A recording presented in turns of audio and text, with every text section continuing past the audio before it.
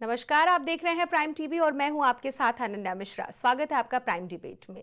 उत्तर प्रदेश में आन बान और शान की लड़ाई मिल्कीपुर सीट को लड़ी जा रही है। एक तरफ बीजेपी अपनी पूरी रणनीति तैयार करके रखी हुई है, तो दूसरी तरफ समाजवादी पार्टी भी अपनी पूरी रणनीति तैयार करके रखी हुई है।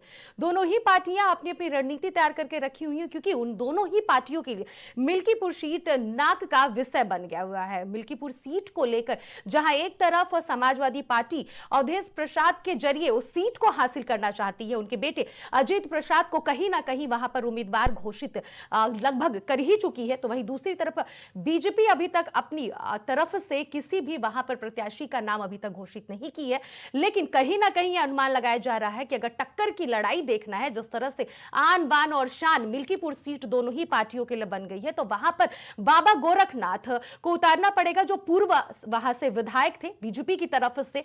जब वो मैदान में उतर जाएंगे तो ये काफी ज्यादा दिलचस्प होगा वहां का चुनाव, क्योंकि मिल्कीपुर सीट को लेकर सबसे ज्यादा बीजेपी काफी ज्यादा वहां पर फोकस कर रही है और समाजवादी पार्टी उस अपने गढ़ को वापस अपने हाथ से नहीं जाने देना चाहती, क्योंकि कुंदर की सीट जिस तरह से बीजेपी पिछले 9 जो सीटों पर उपचुनाव हुआ है उसमें हासिल कर ली है, तो कहीं ना कहीं बीजेपी इस बार मिल्कीपुर सीट को अपने हाथ से नहीं जाने देना चाहती है, क्योंकि बीजेपी समाजवादी पार्टी का ऐसा दावा है कि मिल्कीपुर सीट का उसका शुरू से ही गढ़ लगातार रहता हुआ आया है। और बीजेपी की अगर बात कही जाए तो बीजेपी इस बार अयोध्या में जिस तरह से राम मंदिर बनवाने के बाद, भगवान राम का प्राण प्रतिष्ठा करवाने के बावजूद भी अयोध्या से बीजेपी को हार मिली है, इसीलिए बीजेपी चाहती है कि उस हार का बदला लेने का सिर्फ और सिर्फ एक ही रास्ता है, वो है मिल्कीपुर सीट पर जीत हासिल करना।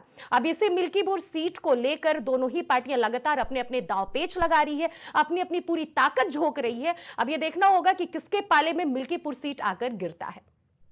मतदाताओं का देवतुल्य और सभी जनता जनार्दन का हम पर यकीन है, विश्वास है, और मेरे बेटे अजीत प्रसाद को माननीय राष्ट्रीय अध्यक्ष जी ने कार्यकर्ताओं की सर्वसम्मत राय से उम्मीदवार घोषित किया है, और जिसको सभी कार्यकर्ता, नेता, समर्थक एकजुट, एक राय होकर के चुनाव जिताने के लिए और एक इतिहास कायम करने के लिए लग गए हैं, और पूरी खुशी है।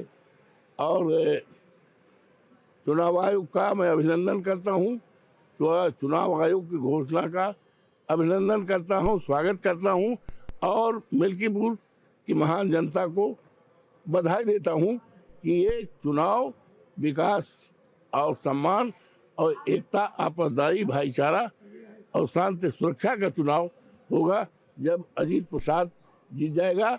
और यहीं से माननीय अखिलेश यादव का ये 27 में जो चुनाव होना है, ये मिल्कीपुर का चुनाव इस बात का संकेत देगा कि समाजवादी पार्टी की सरकार माननीय अखिलेश यादव जी के नेतृत्व में, समाजवादी पार्टी इंडिया गठबंधन के नेतृत्व में रास्ता साफ हो जाएगा।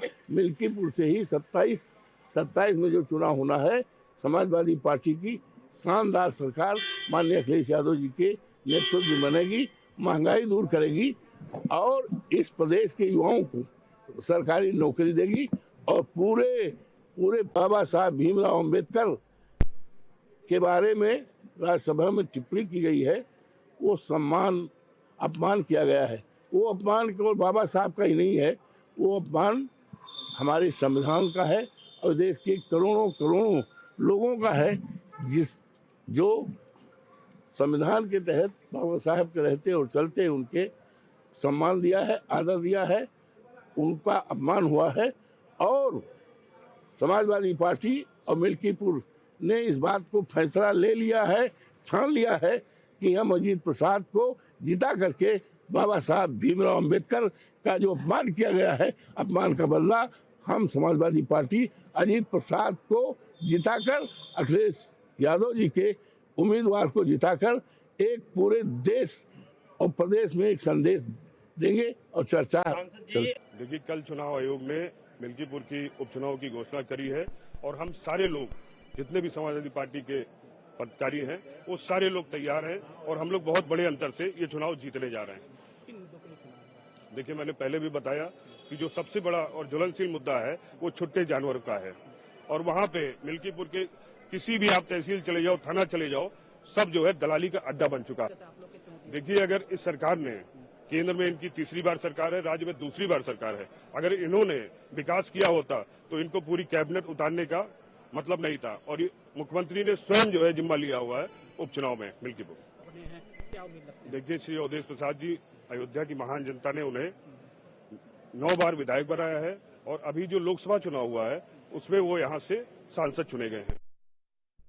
तो आपने सुना कि किस तरह से अजीत प्रसाद और अवधेश प्रसाद कई दावों को पेश कर रहे हैं कि उत्तर प्रदेश में योगी आदित्यनाथ के सरकार होने के बाद मिल्कीपुर सीट पर किस तरह से अवैध कार्य हो रहे हैं, कई लोग ऐसे हैं जो गैर कानूनी कार्य कर रहे हैं, तो वहां पर मिल्कीपुर सीट पर समाजवादी पार्टी की ही प्रत्याशी की जीत होनी चाहिए, जिससे कि उत्तर प्रदेश में कहीं से भी कोई भी गलत कार्य ना कर पाए। और अवधेश प्रसाद का एक तरह साफ साफ ये भी बयान सामने आया है, जिस तरह से उन्होंने कहा कि 2027 के विधानसभा चुनाव में एक बार फिर से पूर्व मुख्यमंत्री हमारे अखिलेश यादव जी एक बार फिर से विराजमान होंगे मुख्यमंत्री की कुर्सी पर। तो उसके लिए कहीं ना कहीं एक तरह से देखा जाए तो ये टेस्ट मैच हो रहा है फाइनल मैच के लिए, जिस तरह से मिल्कीपुर सीट आन बान शान और शौकत की लड़ाई बन गई है दोनों ही पार्टियों के लिए।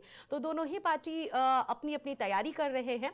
और मिल्कीपुर सीट की अगर बात कही जाए, वहां पर जिस तरह से जो वोटर्स हैं, जिनकी जो इतने लोग उम्मीदवार हैं वोट देने के लिए, अगर उसकी संख्या लगभग बताई जाए तो वहां पर ऐसा दावा किया जा रहा है, जातीय समीकरण की बात बताई जाए तो 3,58,000 लगभग वहां पर वोटर्स हैं। और कहीं ना कहीं सबसे ज्यादा वोट जिसके पलड़े में गिरने वाला है अभी के हिसाब से, जिस तरह से जो माहौल दिख रहा है वहां के वोटर्सों के हिसाब से, वो लग रहा है कि समाजवादी पार्टी के पाले में वो सारे वोट गिरने वाले हैं। ऐसा इसलिए क्योंकि पीडीए जो लेकर अखिलेश यादव चलते हैं, तो पीडीए का जो फॉर्मूला है वो काफी ज्यादा वहां पर अच्छा और बेहतरीन होने का ऐसा उम्मीद जताया जा रहा है कि वहां से पीडीए यात्रा के हिसाब से अखिलेश यादव वहां पे उनकी पार्टी जीत हासिल कर सकती है, अजीत प्रसाद जीत हासिल कर सकते हैं, क्योंकि कहीं ना कहीं समाजवादी पार्टी की तरफ से अजीत प्रसाद को ही घोषित किया जाएगा, संभावित प्रत्याशी यही बताए जा रहे हैं। और हालांकि अजीत प्रसाद के पिता यानी कि अवधेश प्रसाद भी आज अपने बयान में इस बात को खुलकर रख दिए हैं कि अखिलेश यादव मेरे बेटे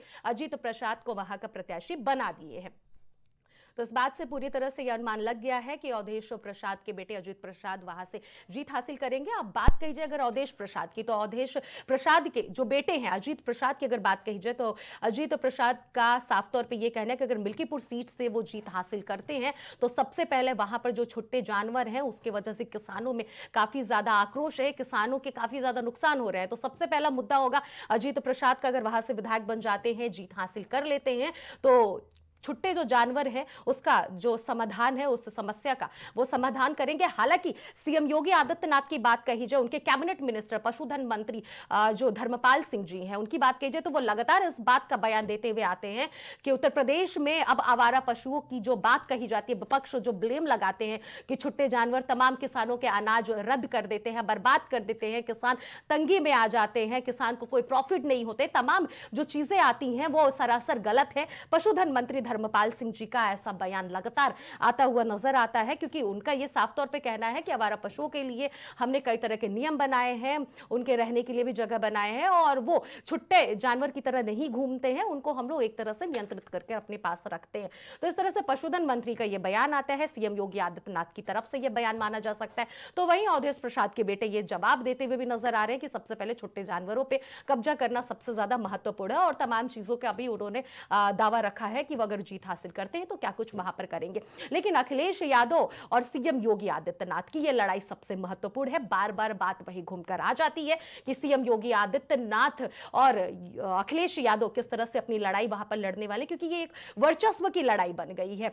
अयोध्या की हार सीएम योगी आदित्यनाथ के लिए सबसे ज्यादा जोर का झटका था। हालांकि केंद्र में सरकार बीजेपी की बन गई, लेकिन उसके बावजूद भी बीजेपी खुश नजर नहीं आई। एक तो उसके ऊपर यह लांछन लगा, विपक्षियों ने लगाया कि विकलांग सरकार है, इसके पास अपने हाथ पैर नहीं है। अगर सीएम नीतीश और चंद्रबाबू नायडू इस गठबंधन में नहीं रहते और उनकी सीटें नहीं मिलती उनके द्वारा, तो ये केंद्र में सरकार बनाने में विफल हो जाते। तो वही विपक्षियों का ये लगातार दावा है। और सबसे बड़ी दुख की बात तो ये थी बीजेपी वालों के लिए कि अयोध्या में जिस तरह से भगवान राम का प्राण प्रतिष्ठा करवाए, भव्य दिव्य अयोध्या को बनाए, लगातार चीजें बहुत सारी वहां पे व्यवस्थाएं की, उसके बावजूद भी अयोध्या में बीजेपी को हार का सामना करना पड़ा और अवधेश प्रसाद वहां से जीत गए, लल्लू सिंह को हार का सामना करना पड़ा।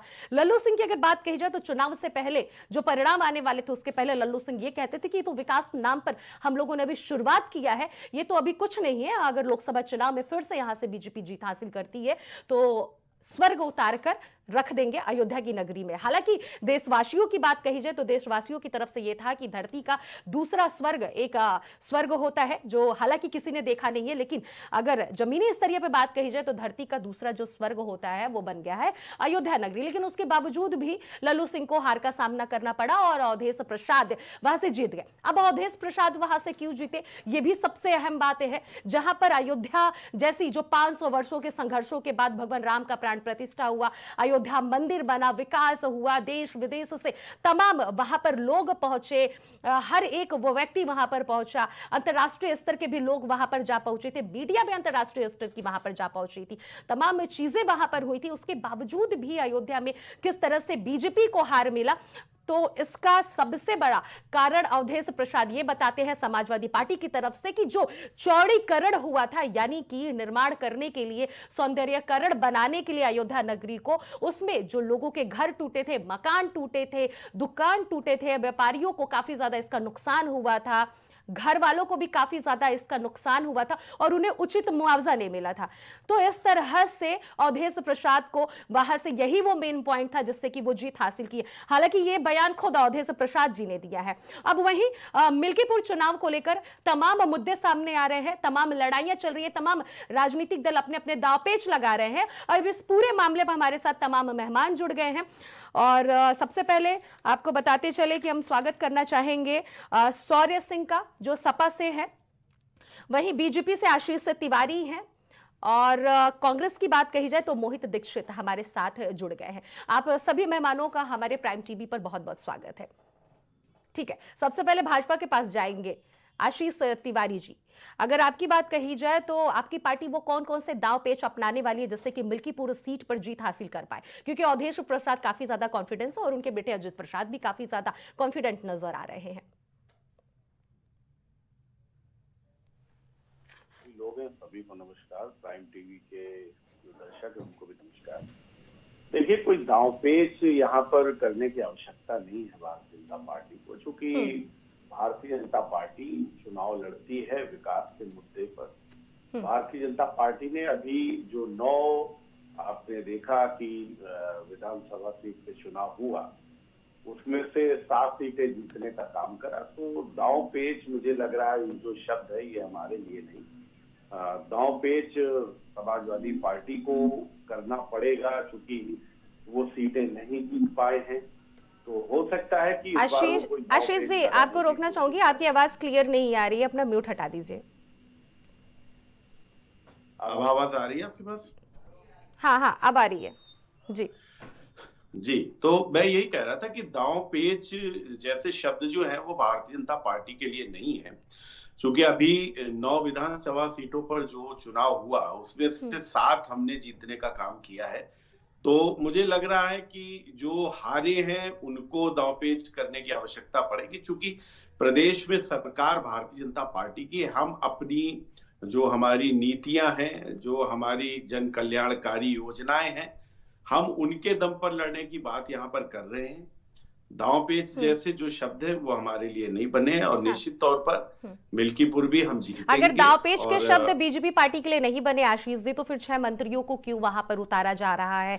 खुद सीएम योगी आदित्यनाथ कई बार वहां पर दौरा कर चुके हैं, फिर ये दांवपेच नहीं है तो फिर क्या है? नहीं, 6 नहीं, हम 66 उतारेंगे, ये तो हमारी अपनी स्ट्रेटेजी है। जाहिर सी बात है, इसको दांवपेच कहा जाएगा ना? नहीं, आप देखिए ये थोड़ा सा शब्दों का हेरफेर है। और मुख्यमंत्री जी वहां नहीं जाएंगे तो अब आपसे तो नहीं पूछेंगे कि किसको भेजे किसको नहीं भेजे, या तो फिर आप उनको लिस्ट दे दीजिए कि कौन वहां जाएगा कौन नहीं जाएगा। ये भारतीय जनता पार्टी तय करेगी ना कि वहां कौन नेता जाएगा कौन नहीं जाएगा, हम कैसे जाएंगे। ये हमारी अपनी रणनीति हो सकती है, क्योंकि जो राजनीतिक पार्टियां हैं और दांव पेच एक नेगेटिव शब्द है, रणनीति होती है। हर कोई, हर कंपनी अपनी रणनीति बनाती है कि हमको अपना प्रोडक्ट कैसे बेचना है। हर व्यक्ति होता है, हर देश अपनी रणनीति बनाता है। तो हर राजनीतिक पार्टी भी जो है वो रणनीति बनाती है। तो भारतीय जनता पार्टी की जो रणनीति है, हम अपने रणनीति पे काम कर रहे हैं और उसी रणनीति के दम बिल्कुल, पर जाहिर सी बात हमने है 9 में से जाहिर सी बात है कि बीजेपी पार्टी कोई किसी को क्यों जाएगी लिस्ट देने और बताने। जाहिर सी बात है कि वो अपने में ही, आपस में ही इस बात को एक बैठक के अनुसार नीति तैयार करेंगे कि किस किस को वहां पे उतारना है। लेकिन कहीं ना कहीं जाहिर सी बात है कि बीजेपी पार्टी बहुत ज्यादा डरी हुई भी है और आन बान और शान की बात भी उसके लिए, क्योंकि अयोध्या में उसको करारी हार का सामना, फैजाबाद सीट से जिस तरह से सांसद चुने गए अवधेश प्रसाद जी और लल्लू सिंह को हार का सामना करना पड़ा। तो रणनीति और दावपेच तो बीजेपी पार्टी लगाई रही है। बहरहाल आपके बाद हम सीधे लौटना चाहेंगे अब सपा प्रवक्ता के पास, शौर्य जी के पास से। शौर्य जी, आप क्या कुछ कहना चाहेंगे? अवधेश प्रसाद जी वहां से सांसद भी बने हैं, जीत भी हासिल किए हैं और इस बार काफी ज्यादा वो कॉन्फिडेंस में भी नजर आ रहे हैं। लेकिन बीजेपी पार्टी भी 6 मंत्रियों को वहां पे उतार चुकी है और जैसा कि अगर बात कही जाए आशीष जी की, तो आशीष जी कह रहे हैं कि 6 क्या, हम तो 66 को भी उतार देंगे। तो फिर मैच काफी ज्यादा कठिन भी होने वाला है वहां का। क्या कुछ कहना चाहेंगे? आपकी तरफ से क्या क्या रणनीति बनाई जा रही है और आपकी पार्टी कौन कौन सी दावपेच खेल रही है? बात सामने आई कि दावपेच उनको खेलना पड़ेगा जो 7 सीटें हारी है। मैं ये कहूंगी आज भारतीय जनता पार्टी ने अपना कैंडिडेट नहीं। तो ये एक जो डर का भावना भारतीय जनता पार्टी के अंदर मिल्कीपुर सीट को लेकर के बैठा हुआ है, बना हुआ है, ये बिल्कुल जायज है। दूसरी चीज ये कहना चाहूंगी, अवधेश प्रसाद जी वहां से पहले भी विधायक रह चुके हैं। जनता उनको बहुत पसंद करती है। वो जनता के कार्यकाल, जनता को उनका कार्यकाल और उनका जनता के प्रति स्नेह और प्रेम और जिस तरीके से उन्होंने अपने कार्यकाल में लोगों की सेवा की है, वो जनता भली भांति उस चीज को पसंद करती है। जिस चीज का फायदा या आप कह सकते हैं उनकी मेहनत का नतीजा अजीत प्रसाद जी को भी मिलने वाला है। दूसरा, आज आप देखिए कैबिनेट के 6 मंत्री वहां बैठाए गए हैं। क्या वो मंत्री वहां के हैं? क्या एक भी वोट दिलाने के काबिल हैं वो लोग? हमें ये सोचना चाहिए। आज उस क्षेत्र के, उस बाहुल के, जो वहां पे अवधेश प्रसाद जी वहां के सांसद अयोध्या के हैं, उनका पूरा परिवार वहां रहता है, तो वो लोग वहां काम करेंगे कि जो कैबिनेट के 6 मंत्री आए हैं वो वहां आकर के लोगों का दुख दर्द और पीड़ा समझेंगे? आज योगी आदित्यनाथ जी वहां पे प्रभारी बन के बैठे हुए हैं। क्या मैं ये कहती हूँ अयोध्या राम मंदिर बनने के बाद आप एक भी बार आप ये झांके कि अयोध्या वालों के सर पे से जिन लोगों के छत उजड़ गए, जो लोग सड़क पे आ गए, आज उनकी स्थिति क्या है वो आपको पता है? तो किस तरीके से आप जो 6 मंत्रियों को वहां पे कैबिनेट के मंत्रियों को लेकर के आप बैठे हुए हैं, क्या वो लोग एक भी वोट दिलाने के समक्ष हैं वहां पे? जिनके सिर से छत हट गया, शौर्य जी, ये आती है कि जिनके सिर से छत हटा है, आपके हिसाब से बीजेपी पार्टी ने सिर से छत हटाया है, आपकी पार्टी क्या कुछ उन लोगों के लिए करने वाली है और या फिर क्या कुछ कर रही है? देखिए, हमारी पार्टी अभी वहां पे लोकल जो समस्या है, खुले जानवरों की भी समस्या है, किसानों की समस्या है और अवधेश प्रसाद जी के कार्यकाल में बहुत सारी चीजें ऐसी है जो लोगों ने, हमने भी लोगों के मुंह से सुनी है। उन्होंने सबकी समस्याओं को समाधान किया है और समाजवादी पार्टी हमेशा, आप ये कहिए कि आज भारतीय जनता पार्टी ने हमेशा जय श्री राम का नारा लगा करके खाली जातिवाद फैलाया है लोगों के मन में। और आज समाजवादी पार्टी हर बाहुल के लोगों को लेकर के पीडीए के तहत या कह लीजिए कि आज अपने सोच विचारधारा से अच्छा कार्य कर रही है, जिसको जनता जान चुकी है। ठीक है आशीष जी, आपकी बातों का जवाब देना चाहते हैं अब। हाँ आशीष जी बताइए, क्या मोहित जी के पास भी लौटूंगी, हालांकि मोहित जी भी हमारा इंतजार कर रहे हैं। मोहित जी, इनका जवाब लेके सीधे आप ही के पास लौटूंगी मैं। हाँ बिल्कुल, देखिए अनन्या जी, कौन डरा हुआ है अब आपको शौर्य जी की बातों से पता चल गया होगा। हमने 6 मंत्री वहां पर उतारे हैं, लेकिन शौर्य जी के मुताबिक वो लोग एक वोट दिलाने के भी काबिल नहीं है। लेकिन आप डर देख रहे हैं इनके अंदर कि जब वो एक वोट नहीं दिला सकते तो 6 उतार दे चाहे 60 उतार दे, आपको डर नहीं होना चाहिए। लेकिन आपके अंदर डर है, इसको डर बोलते हैं। दूसरी बात, इन्होंने छुट्टा जानवरों की बात कही, इन्होंने किसानों की बात करी। अरे भाई, विधायक तो आपका ही, और वो तो 9 बार के विधायक है। वो क्या कर रहे थे? उन्होंने वो एक भी, अब तक तो उस विधानसभा क्षेत्र में एक भी समस्या नहीं होनी चाहिए। अगर आप एक समस्या गिनाते हो तो इसका मतलब आप अपने विधायक के ऊपर प्रश्न चिन्ह खड़ा करते हो कि लगातार वहां की जनता ने इनको मौका दिया और उसके बाद में आज भी वहां पर आप समस्या गिना रहे हो। अगर आप छुट्टा जानवर की समस्या गिना रहे हो तो इसमें किसकी गलती है? जो वहां का विधायक रहा है, विधायक ने वो नहीं कर पाया। आप तो अपने विधायक के ऊपर आप यहाँ प्रश्न चिन्ह उठा रहे हो। दूसरी बात, आपने जातिवाद की बात कह दी। पीडीए करते हो आप, जिसमें पिछड़ा दलित अल्पसंख्यक आप बताते हो। भारतीय जनता पार्टी का कौन सा ऐसा आप स्लोगन बता दो जिसके अंदर में जाति की बात होती हो, जिसके अंदर में धर्म की बात होती हो। आपका स्लोगन ही जातियों के ऊपर है। आपकी पार्टी का उदय ही जातिगत कारणों से हुआ है। आप अगर जातियों की बात करेंगे तो वो उचित नहीं है। शौर्या जी, आप लोग जाति की राजनीति करते हो, आप इस चीज को मानो। और अगर ठीक है, आप मोहित जी से जवाब लेना चाहेंगे। मोहित जी, अगर आप ठीक है आशीष जी, आशीष जी आपकी बात पहुंच गई है शौर्य जी के पास। आप साफ शब्दों में यही कह रहे हैं कि जाति की लड़ाई आप लोग लड़ते हो और राजनीति करते हो। मोहित जी आपके पास लौटूंगी। आपकी पार्टी तो साफ तौर पे ऐलान कर दी है कि हम समाजवादी पार्टी के साथ मिल्कीपुर सीट पर लड़ाई लड़ने के लिए तैयार है। आप बताइए आपकी पार्टी की तरफ से क्या कुछ वहां पर होने वाला है? आखिर समाजवादी पार्टी अखिलेश यादव की तरफ जुड़ने और झुकाव का क्या कुछ पीछे का वजह है? नमस्कार आपको। मेरे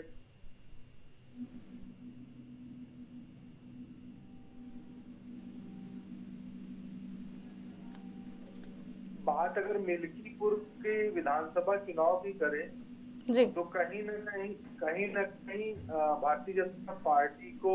मोहित जी आपकी भी आवाज क्लियर नहीं आ रही है, अपनी म्यूट हटा दीजिए वहां से।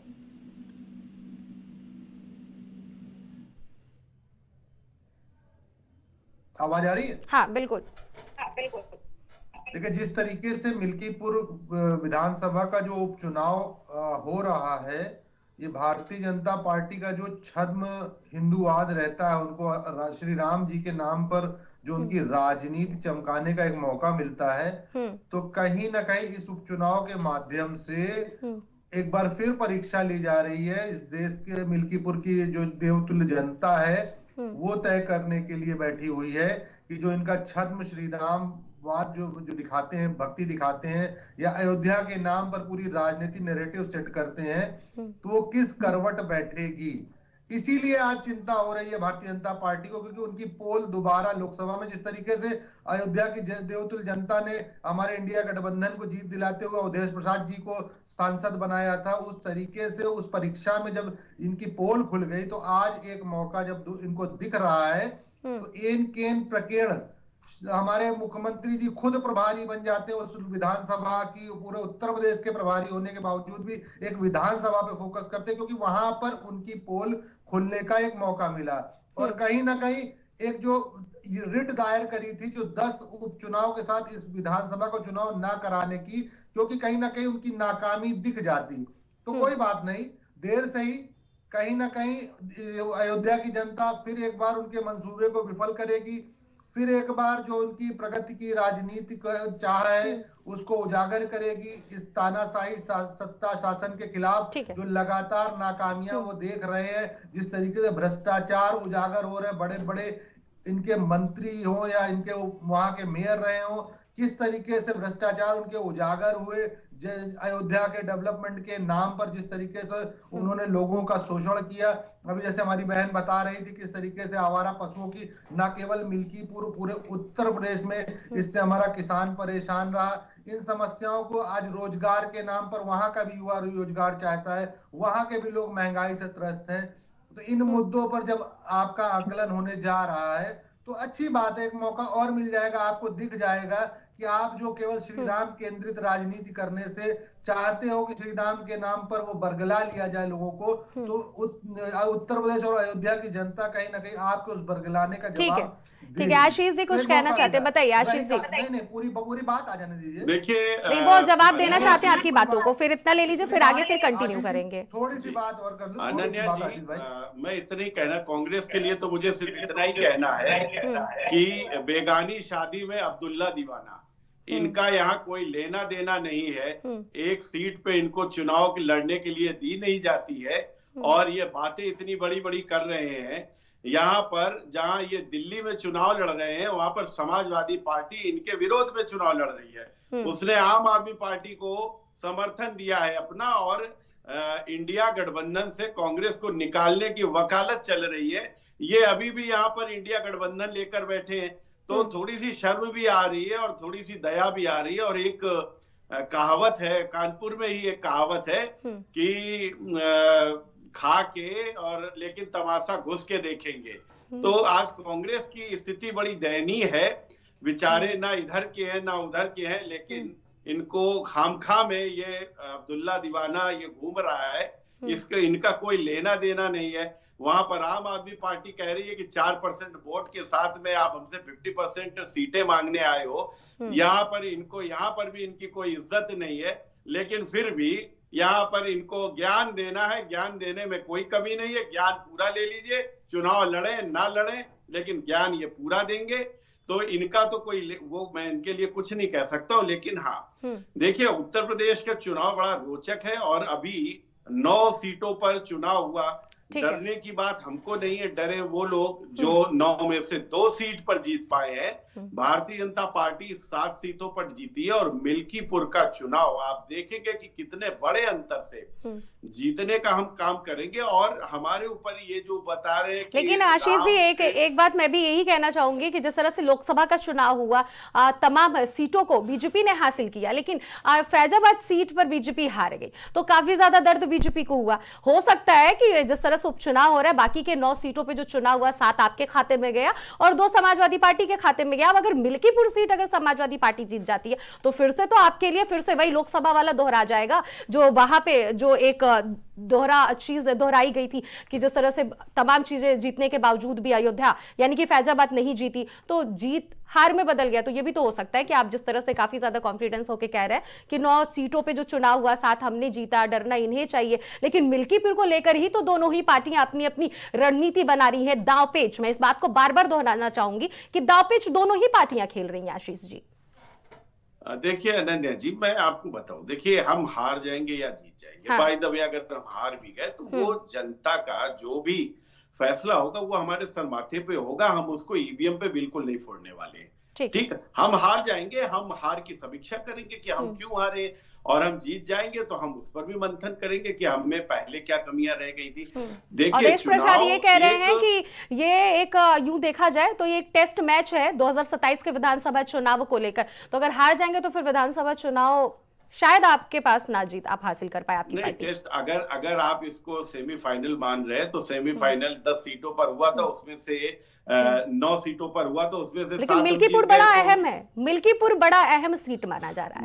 मैंने अनन्या जी आपसे क्या कहा कि चुनाव की हार जीत जो भी जनता हमको जो भी आशीर्वाद देगी, हार के रूप में देगी वो भी हमको स्वीकार है, जीत के रूप में देगी वो भी हमको स्वीकार है। लेकिन हम जनता के जो जनादेश है उसका कभी अपमान करने का काम नहीं करेंगे कि नहीं जनता ने हमको अगर जिता दिया तो जय जय है, और हरा दिया तो हम उसी जनता को ईवीएम का ठीकरा फोड़ दे और उस जनता के जनादेश को हम वहां पर कह दे कि नहीं ये तो गलत करा है, ये तो गलत हुआ है, जो भी होगा। लेकिन पारदर्शिता दिखाने के लिए समाजवादी पार्टी की तरफ से ये रिक्वेस्ट किया गया है चुनाव आयोग को कि पारदर्शिता के लिए वहां पर तमाम व्यवस्था की जाए और कास्टिंग की जाए, जिसमें कि साफ तौर पर दिखाया जा सकता है कि जो भी बड़ी घटनाएं होंगी या फिर अगर चुनाव में कहीं से धांधली होता है वोटर्स के साथ तो चीजें सामने आ जाएंगी। तो अगर समाजवादी पार्टी के मन में बेईमानी है या फिर यूं कहा जाए विपक्षियों के मन में, तो फिर ऐसे दावे नहीं रखती ना आशीष जी।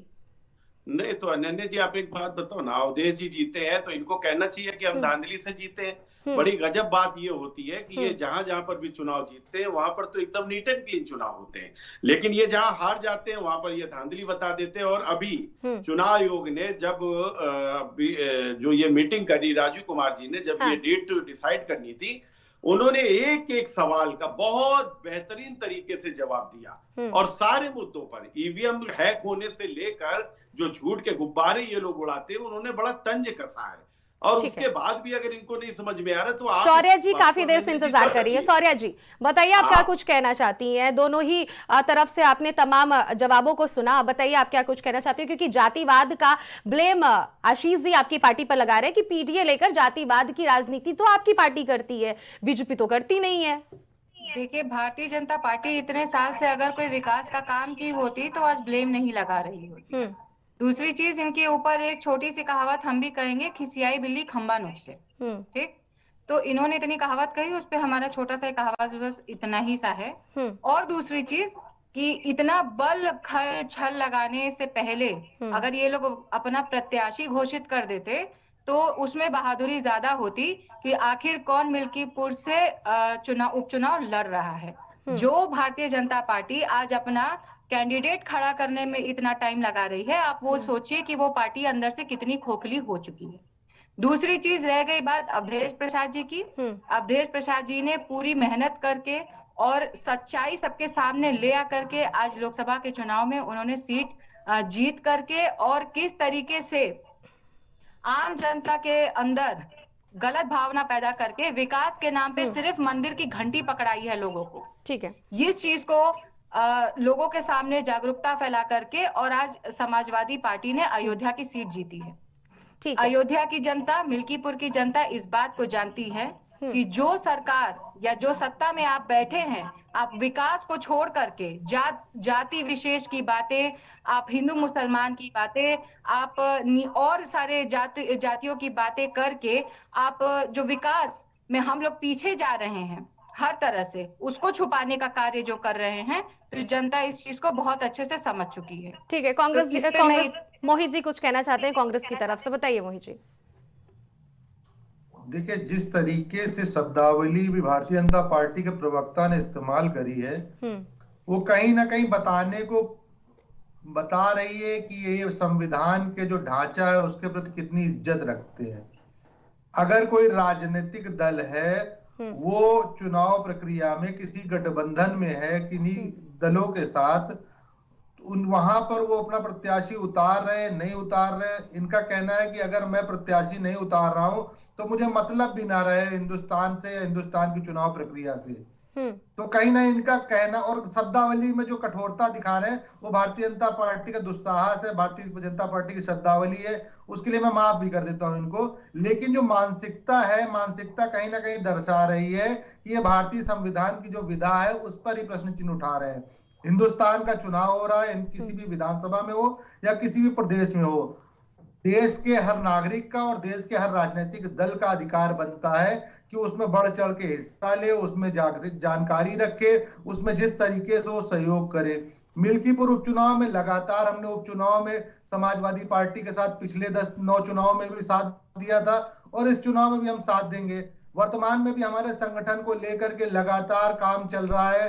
ना आशीष जी हो तो एक बार लखनऊ में घूम लिया करें, कहावतों से अगर समय मिल जाए उनको, तो थोड़ा सा सर्दी का मौसम है, मैं जान रहा हूँ घर पे ही पड़े रहते होंगे, लेकिन निकल के बाहर देखेंगे कांग्रेस कार्यालय तक, तो वहां उनको दिख जाएगा कि वहां संगठन सृजन का जो कार्य चल रहा है, उस कारण से मिल्कीपुर का चुनाव में हम समाजवादी पार्टी के साथ ताकत से समर्थन देने को खड़े हुए हैं। दिल्ली चुनाव की बात कर रहे हैं, अरे दिल्ली में आम आदमी पार्टी हो या समाजवादी पार्टी हो या कांग्रेस पार्टी हो, ये इंडिया गठबंधन की इतनी चिंता कर रहे हैं। अगर इतनी चिंता अगर इस देश की कर ली होती तो आज जो दयनीय स्थिति ये दलों लेकिन मोहित जी ये भी तो बात सही है ना। नहीं, पूरी बात मेरी भी बात रखने दीजिए, आप अपनी पूरी बात रख ली, अब इस बात का जवाब दीजिए कि ये भी बात तो सही है ना, ये भी तो बात सही है। सुन लीजिए जो मैं कह रही हूँ मोहित जी, जो सवाल कर रही हूँ उसका जवाब दे दीजिए। ये भी तो बात सही है कि इस वक्त जो विधानसभा चुनाव दिल्ली में हो रहा है वहां पर भाईचारा नहीं दिख रहा है। नहीं, दिल्ली के चुनाव में हमें आम आदमी पार्टी वर्तमान में सरकार में है उसके खिलाफ लड़ना है, ना कि भारतीय जनता पार्टी की। भारतीय जनता पार्टी की तो वहां कोई हैसियत ही नहीं है। पिछले 35 सालों से भारतीय जनता पार्टी वहां सरकार में नहीं है, तो भारतीय जनता पार्टी की दिल्ली में कोई हैसियत ही नहीं है, तो हमें इनसे क्या मतलब। वहां पर तो हमें आम आदमी पार्टी से लड़ना है ना। तो फिर लोकसभा चुनाव में फिर साथ में क्यों? लोकसभा चुनाव में जो इनका क्रूर शासन रहता है मोदी जी का, उसके खिलाफ लड़ना है। तो आप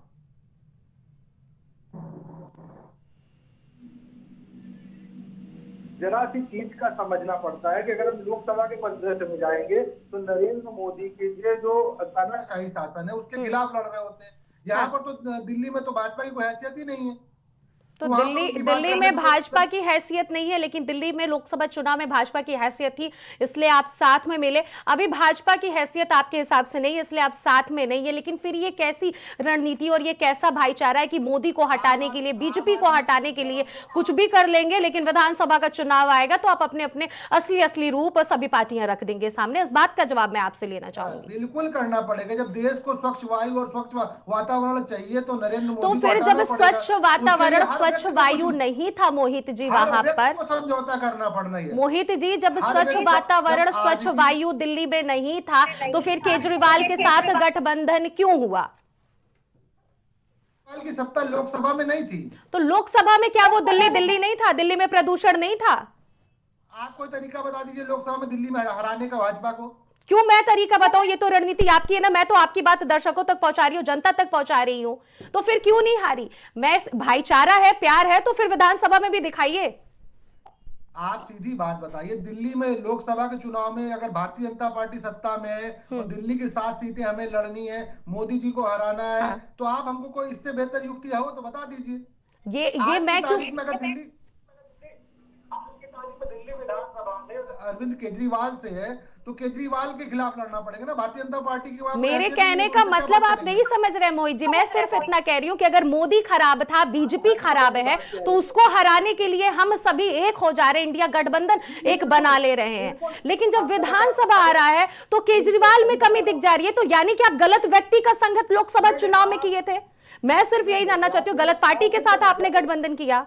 फिर गलत जा रही है। हमारी कोई उनसे चक्कू तलवार की लड़ाई नहीं है, हमारी वैचारिक लड़ाई है। वैचारिक की लड़ाई की बात हो रही है यहाँ पे। नहीं, अगर वहां पर आज दिल्ली में भारतीय जनता पार्टी की सरकार होती तो हम साथ लड़ते। फिर तो यानी कि भाजपा से चक्कू और तलवार की लड़ाई थी, ये भी हम मान सकते हैं। नहीं, भाजपा से वैचारिक लड़ाई में देश का ताना बाना बिगाड़ रही है भाजपा। देश में हिंदू मुस्लिम को लड़ा रही है, देश में भाईचारे को बिगाड़ रही है। देश को एक व्यक्ति को देश बेचने में लगी हुई है। और कांग्रेस पार्टी क्या कर रही है? कांग्रेस पार्टी क्या कर रही है? कांग्रेस पार्टी तो सत्ता जहां हो रही वहां बड़े अच्छी तरीके से सत्ता चला रही जिन प्रदेशों में। फिर भी तो वो हार रही है, फिर भी तो कई साल से हार रही है ना। फिर कहां उनसे कमी रह जा रही है, ये बताइए। नहीं, हमारे पास कमी ये रह जा रही, हमारे साथ आप जैसे लोग नहीं लड़ रहे हैं।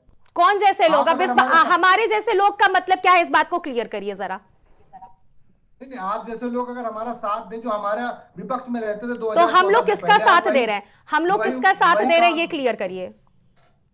नहीं, आज भी अगर प्रश्न हम लोग से मतलब, एक सेकंड मोहित जी, हम लोग से मतलब आप मीडिया को कहना चाहते हैं, क्या मैं ये कह सकती हूँ? नहीं, आप सीधा प्रश्न कर रहे हैं कि भारतीय कांग्रेस क्या कर रही है। नहीं, मुझे इस बात का जवाब चाहिए कि आप जैसे लोग साथ नहीं है हम लोगों के साथ, मतलब कि मीडिया कांग्रेस के साथ नहीं है।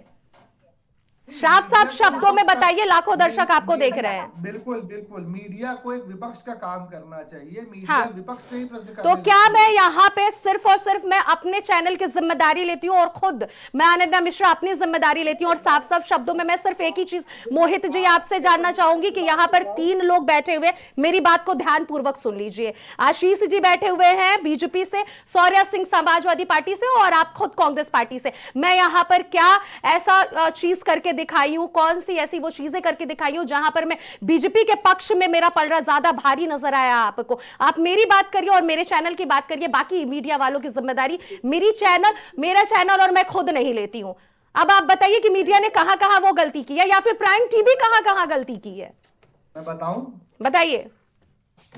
आज प्रश्न ये नहीं होना चाहिए कि भारतीय जनता पार्टी देश को बेरोजगारी पर ढकेल रही है 45 साल की सबसे ज्यादा। आज यहाँ पर प्रश्न ये नहीं होना चाहिए कि महंगाई दर लगातार बढ़ती जा रही है। आज प्रश्न प्राइम टीवी क्या महंगाई के बारे में खबर नहीं दिखाता है? प्राइम टीवी क्या बीजेपी के किए हुए गैर कानूनी कार्य नहीं दिखाता है या फिर और पार्टियों के? आप बस इतना बताइए। मैं अगर आज की बहस की बात करूं तो अगर आज मुझसे पूछा जा रहा तो ये प्रश्न भाजपा से नहीं होने चाहिए। ये प्रश्न भाजपा से नहीं होने चाहिए कि लगातार ध्रुवीकरण की राजनीति करके देश का ताना बाना वो तोड़ने में क्यों लगे हुए हैं। आज हैप्पीनेस इंडेक्स में हिंदुस्तान इतना नीचे क्यों जाता जा रहा है? ठीक है, अब ये जवाब खुद बीजेपी ही देगी। ये जवाब खुद बीजेपी पार्टी के यहाँ पे जो बैठे हुए नेता जी हमारे साथ आशीष जी वो देंगे। आशीष जी जवाब दीजिए, तमाम आरोप इन्होंने लगाया है, मीडिया से रिलेटेड भी लगाया, सारे बातों का जवाब दीजिए। जी जी, देखिए, बड़ी गजब बात है कि अभी लोकतंत्र का पाठ पढ़ाने वाले और कठोर शब्दों की बात करने वाले मोहित जी अभी हैसियत जैसे शब्दों का प्रयोग कर रहे थे भारतीय जनता पार्टी के लिए और बताने की कोशिश कर रहे थे कि दिल्ली में भारतीय जनता पार्टी की हैसियत नहीं है, लेकिन इनकी बहुत हैसियत है, जिसमें जब अभी चुनाव हुआ तो 0 सीटें आई थी इनकी, एक विधानसभा सीट दिल्ली में नहीं जीत पाए हैं, एक विधानसभा। इनसे ज्यादा विधानसभा सीटें दिल्ली में हमने जीती, 8 इनसे ज्यादा वोटिंग परसेंटेज है हमारा वहां पर, और हैसियत ये आप हमको बताने की कोशिश कर रहे हैं। और गजब बात देखिए, इनका गठबंधन देखिए कितना बढ़िया गठबंधन है कि यहाँ उत्तर प्रदेश के अंदर में कांग्रेस और समाजवादी पार्टी एक दूसरे का साथ दे रहे हैं। मतलब यहाँ पर समाजवादी पार्टी का कैंडिडेट है, उसको कांग्रेस कह रही है कि हम उनको समर्थन दे रहे हैं। दिल्ली में जहां कांग्रेस चुनाव लड़ रही है वहां पर समाजवादी पार्टी का साथ नहीं दे रही है, वो दे रही है आम आदमी पार्टी का साथ। और ये जब चुनाव लड़ रहे थे तो इनका एक मुद्दा था, जब इनका ये गठबंधन सो कॉल्ड बना था कि भारतीय जनता पार्टी के खिलाफ हमको एकजुट होकर लड़ना है, और अब ये इनका जो गठबंधन है वो एक दूसरे के खिलाफ दिल्ली में लड़ रहा है।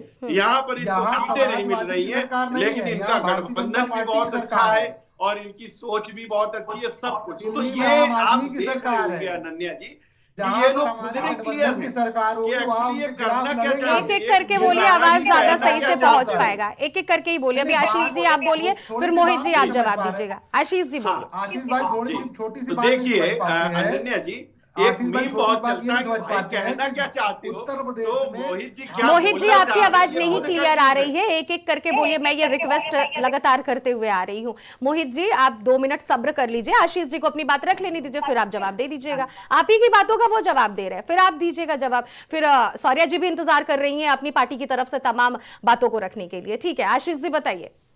जी मैं अनन्या जी ये कह रहा हूं, एक मीम चलता है कि कहना क्या चाहते हो, तो वही मीम यहाँ पर इस समय जो कांग्रेस के प्रवक्ता उनके ऊपर सटीक बिल्कुल बैठ रहा है कि भाई बताना क्या चाह रहे हो तुम्हारा गठबंधन, अगर गठबंधन इंडिया गठबंधन की बात कर रहे हो तो दिल्ली में इंडिया गठबंधन आपस में लड़ रहा है, तो गठबंधन किस चीज का है।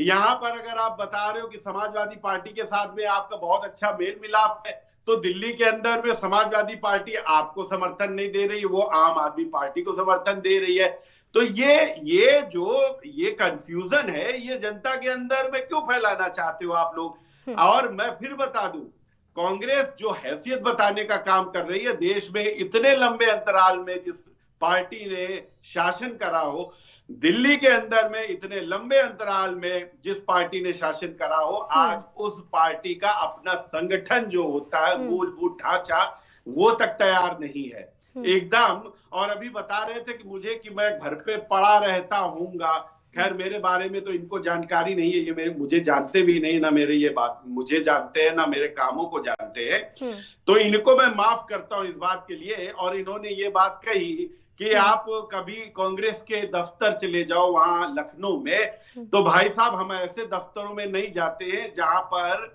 मर्डर होता है या कोई लड़का मरता है या मार दिया जाता है, ऐसी जगह हम लोग जाने का प्रयास नहीं करते हैं कि आप लोगों ने किसका मर्डर हुआ था? पर एक लड़का इनके दफ्तर, इनके कार्यालय में मृत पाया गया है, ठीक, उसकी जांच चल रही है, तो ऐसी जगह हम लोग मोहित जी जाना प्रिफर नहीं करते हैं। आप लोग आइए और बड़े शौक से वहां पर जाइए जहां पर इस तरीके के कृत्य होते हैं। ठीक है मोहित जी जवाब दीजिए, आपके कार्यालय में मर्डर होता है? देखिए मर्डर करने वाली तो इनकी पुलिस ही है ना, तो इस पुलिस के बारे में ये खुद बेहतर जानते होंगे।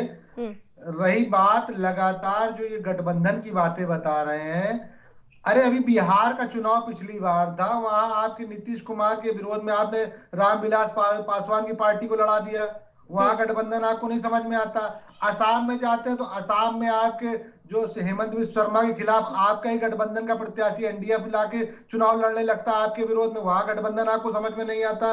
अभी हरियाणा में जेजेपी आपके खिलाफ लड़ने लगती है, आपसे सत्ता सरकार बनाने लगती है, तब आपको गठबंधन नहीं समझ में आता। अब ये राजस्थान चले जाइए, राजस्थान में बेनीवाल की पार्टी आपके खिलाफ चुनाव लड़ती है, लेकिन बाद में आपके साथ सरकार में भी रहती है। ये कौन सा गठबंधन होता है? तो गठबंधन धर्म का इतिहास अपने लिए जानिए कि किस तरीके से एनडीए गठबंधन के लोग आपके प्रदेशों में जाकर के आपके खिलाफ चुनाव लड़ते हैं और राष्ट्रीय स्तर में बैठ करके एक साथ बैठ करके रोटियां पका के खाते हैं। और रही बात हत्या की, जो हत्या करवाई है जो कार्यकर्ता की हमारे, उसकी जब जांच खुल के आएगी तब आपको पता चलेगा कि जिस तरीके से आप गलत फहमी में है, एक कार्यकर्ता की हत्या को गलत तरीके से इंटरप्रेट कर रहे हैं, तो उस हत्या की जिम्मेदारी जिन्होंने लेनी चाहिए, उनकी हत्या की जिम्मेदारी ले, उस बच्चे को न्याय दिलवाएं। आशीष जी से मैं बोल रहा हूं, उस बच्चे को न्याय दिलवाएं। अगर सच में इनको न्याय के प्रति कोई भी जिम्मेदारी है, खासकर एक व्यक्ति के, मैं नहीं मानता उसका, आप उसको कांग्रेस कार्यकर्ता से इतर देखिए, कोई भी कांग्रेसी अगर उसमें इन्वॉल्व है तो आप सजा दिला के दिखाइए, ना कि यहाँ पर बैठ करके गलत बयानी करिए बैठ करके। ठीक है, आप जैसे लोग कांग्रेस कार्यालय नहीं जा सकते क्योंकि आप पे हिम्मत नहीं है, क्योंकि आप केवल और केवल भ्रम फैलाने की और भाईचारा बिगाड़ने की बातें करते हैं। जहां भाईचारा बनाने की और भ्रम हटाने की बातें होंगी, वहां आप जैसे लोग उस कार्यालयों में नहीं जाएंगे। ठीक है आशीष जी, आप बिल्कुल भी प्रवेश नहीं कर सकते हैं कांग्रेस पार्टी के कार्यालय में, क्योंकि आप लोग भ्रम फैलाते हैं और तमाम चीजें आप लोग की तरफ से गलत आती है। ठीक है, आप जवाब दीजिए इसका, फिर हम शौर्या जी काफी समय से इंतजार कर रही है, उनके पास भी हम लौटेंगे। बिल्कुल बात सही कही, और ये कह रहे हैं कि पुलिस ने हत्या करी है। अगर पुलिस ने हत्या करी है तो यहाँ पर ये बैठकर यहाँ ज्ञान ना दें, ये जाकर पुलिस के खिलाफ एफआईआर कराएं, कांग्रेस के जो लोग हैं वो कराएं। आप ये बताइए, हत्या करके पुलिस ने इनके ऑफिस के अंदर में कमरे में, इनके जो जिलाध्यक्ष है उसके कमरे में उसकी बॉडी को डाल दिया। गजब तर्क है भाई। अरे थोड़ा तो समझिए आप। पुलिस तो आपके कार्यालय के अंदर भी नहीं थी, पुलिस ने आपके कार्यालय से आप लोगों को निकलने नहीं दिया गया, पुलिस तो बाहर थी। खेल तो कार्यालय के अंदर हुआ है। तो आप बताइए ना कि हत्यारे आप लोग हो। वो लड़का शायद बढ़ रहा होगा राजनीति में, तो आपके कुछ लोगों को भले ना भाया हो, और अगर आपके ऊपर इस बात का कोई सबूत है कि पुलिस ने करा है, तो मुझे लग रहा है कि आपको यहाँ ज्ञान देने से बेहतर है कि पुलिस के खिलाफ एक रिट दायर कर देनी चाहिए हाई कोर्ट के अंदर में, और पुलिस को दोषी बना लेना चाहिए था। ठीक है, शौर्या जी के पास जाना चाहेंगे, कोई मतलब नहीं है। ठीक है शौर्या जी, जो जितनी भी ये बातें हो रही हैं सिर्फ और सिर्फ मिल्कीपुर चुनाव को लेकर हो रही है, लेकिन बातें कहां से कहां तक पहुंच गई हैं। मिल्कीपुर चुनाव पर अगर आपकी पार्टी जीत जाती है, अजित प्रसाद जीत जाते हैं, तो सबसे पहला वो कौन कौन सा कार्य, सबसे अहम जो मुद्दा दिख रहा है, जो लग रहा है कि दूसरी पार्टियों ने भ्रष्टाचार फैलाया हुआ है, उसको हटाना चाहिए, ये बताइए।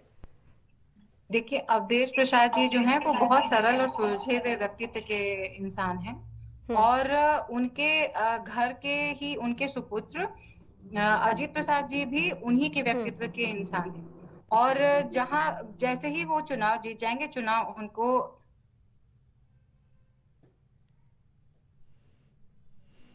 वैसे भी उनका मिल्कीपुर जो सीट है वहां उनको लोग बहुत पसंद करते हैं।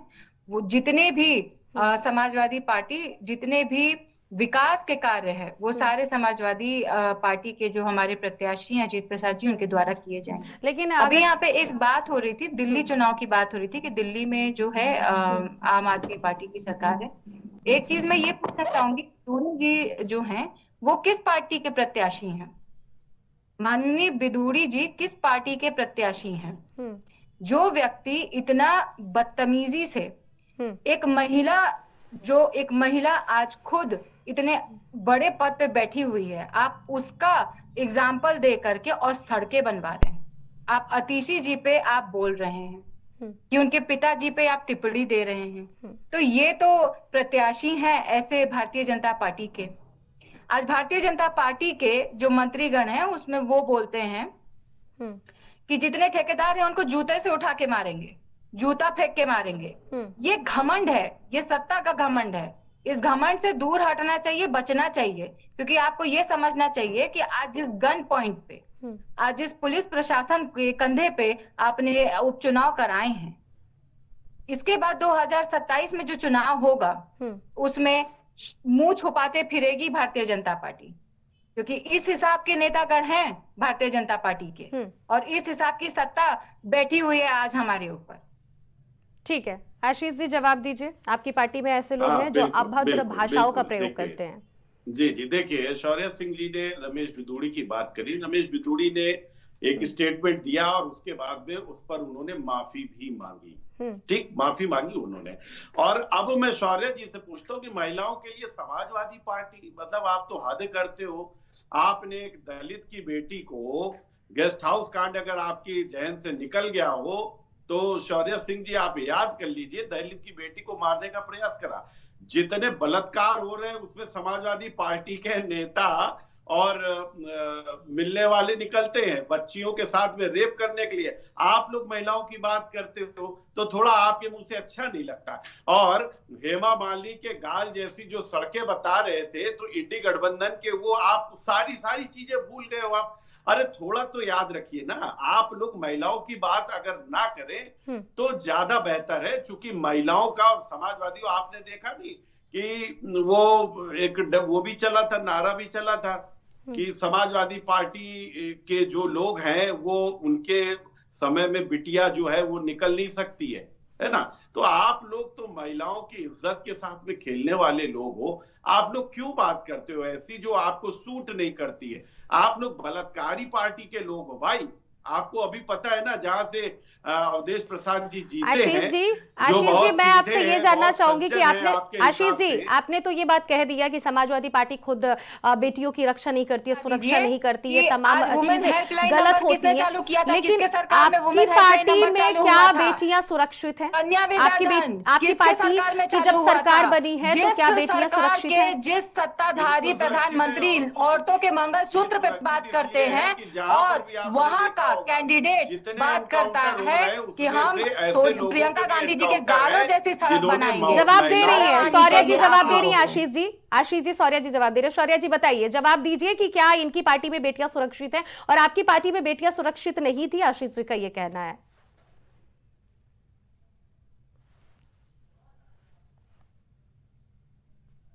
शौर्य जी, मेरी आवाज आप तक शायद नहीं पहुंच पा रही है। आशीष जी, मैं आपसे जवाब लेना चाहूंगी कि आपकी पार्टी में क्या महिलाएं सुरक्षित हैं? आपकी पार्टी की जो सरकार बनी है इसमें क्या महिलाएं सुरक्षित हैं? बताइए, क्या जब से बीजेपी की सरकार आई है तब से एक भी महिला का हत्या, रेप, उसके साथ तमाम जो चीजें गलत तरीके से की गई हैं, ये सारी चीजें आपकी पार्टी की जब सरकार बनी है तो नहीं आई है, चाहे वो देश हो चाहे उत्तर प्रदेश हो? बिल्कुल बिल्कुल समझिए, मैं वही बात कहना चाह रहा हूँ कि जो भी ऐसी घटनाएं करी गई हैं उन घटनाओं का माकूल जवाब देने का काम करा गया। क्योंकि घटना तो देखिए आप छुप के कर सकते हो, लेकिन समाजवादी पार्टी के समय में महिलाओं के सरेआम इज्जत लूटी जाती थी, रेप होते थे, उनके साथ लूट हो जाती थी। लेकिन सरकार के दबाव में, और चूंकि सरकार खुद इन्वॉल्व रहती थी इन सारी चीजों में, आपको पता है ना, जितने भी माफिया थे खुलेआम ये सब काम करते थे। लेकिन आज भारतीय जनता पार्टी की सरकार में महिला के साथ आपने अगर कुछ भी गड़बड़ करने की कोशिश करी तो योगी आदित्यनाथ जी ने कहा कि अगले चौराहे पर यमराज खड़ा आपका इंतजार कर रहा होगा। और निश्चित तौर पर जितनी भी ऐसे घटनाएं हुई हैं उन घटनाओं में बहुत तेजी, फास्ट ट्रैक के साथ में कार्रवाई करने का काम किया गया, एनकाउंटर्स करने का काम करा गया, उनके ऊपर मुकदमे करने का काम करा और उनको जेल भेजने का काम करा गया है। आज उत्तर प्रदेश में महिलाएं अपने आप को सेफ समझती हैं। एक सर्वे आया था, उसमें सर्वे में निकल कर ये आया, जब महिलाओं और बच्चियों से पूछा गया तो उन्होंने कहा कि और सरकारों के अलावा भारतीय जनता पार्टी की सरकार में हम ज्यादा सुरक्षित महसूस करते हैं अपने आप को। तो ये सारी चीजें हैं। ठीक है, अब मोहित जी आपसे भी आखिरी सवाल लेना चाहेंगे क्योंकि लौटने का वक्त हो चुका है। बताइए, क्या कुछ कहना चाहते हैं मिल्कीपुर सीट को लेकर? बताइए। देखिए, जिस तरीके का गुणगान कर रहे हैं अपनी कानून व्यवस्था का, जरा चले जाइए आपने गाजियाबाद के विधायक की बातें सुन लिया करिए, वो बता देंगे किस तरीके की आपकी कानून व्यवस्था चल रही है। लगातार महिला अपराध में, चाहे हाथरस हो, चाहे बहराइच हो, चाहे सीतापुर हो, चाहे उन्नाव हो, चाहे कानपुर हो। ठीक है, का कोई नुमाइंदा नहीं मिलेगा। आज अपराध इतना हो गया है कि बड़े बड़े सेलिब्रिटीज को आप अपहरण हो रहा है आपके राज्य में ही अंदर, बड़े बड़े सेलिब्रिटीज से अपहरण करके करोड़ों रुपए वसूली हो रही है। ठीक है मोहित जी, बहुत बहुत शुक्रिया आपका हमारे साथ जुड़ने के लिए। आशीष जी आपका भी बहुत बहुत शुक्रिया और शौर्य सिंह जी आपका भी बहुत बहुत शुक्रिया। आप तीनों ही पार्टी के जितने भी उम्मीदवार, नेता थे और प्रवक्ता थे, आप लोगों ने अपनी अपनी बातों को रखा कि किस तरह से आपकी पार्टी रणनीति वो बना रही है कि इस बार मिल्कीपुर सीट में किस तरह से चुनाव जीतना है। अब सबसे ज्यादा अहम वो बात हो गई है मिल्कीपुर सीट को लेकर कि किस तरह से मिल्कीपुर सीट में बीजेपी या फिर यूं कहा जाए समाजवादी पार्टी और कांग्रेस पार्टी किस तरह से जीत हासिल करती है। हालांकि कांग्रेस पार्टी अपना पूरा समर्थन समाजवादी पार्टी को सौंप दी है। समाजवादी पार्टी और कांग्रेस एक साथ ही वहां पर अपना समर्थन लेकर चुनाव लड़ने वाले हैं, जीत हासिल करने वाले हैं। अब काफी ज्यादा दिलचस्प होने वाला है कि इस बार का जो चुनाव है मिल्कीपुर सीट को लेकर ये आन बान शान शौकत की लड़ाई लगातार पिछले कई महीनों से कही जा रही है कि जो चुनाव होने वाले हैं काफी ज्यादा अहम होने वाले हैं। जिस तरह से लोकसभा चुनाव एक काफी ज्यादा महत्वपूर्ण चुनाव बन गया था कि इस बार बीजेपी की सरकार क्या फिर से केंद्र में तीसरी बार सरकार बनाने में सक्षम हो पाती है या फिर नहीं, तो वहीं इस बार उत्तर प्रदेश में विधानसभा चुनाव आने के पहले उपचुनाव में जो सबसे अहम जो सीट है मिल्कीपुर सीट, जिसका चुनाव कुछ दिनों के लिए टाल दिया गया था एक याचिका की वजह से, लेकिन फिर अब उसकी डेट सामने आ गई है तो सियासत काफी ज्यादा गर्मा गई है। सियासी गलियारों में हलचल काफी ज्यादा मच गई है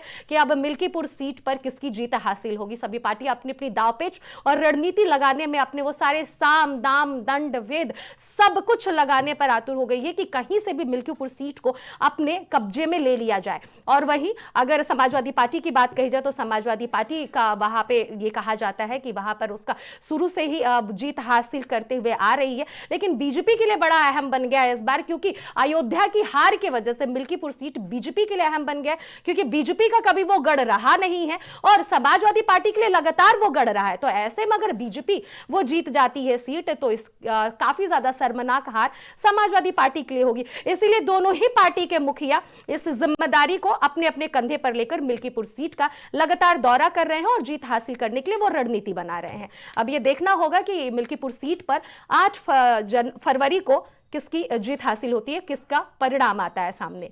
प्राइम डिबेट में फिलहाल इतना ही। बाकी खबरों के लिए बने रहिए प्राइम टीवी के साथ।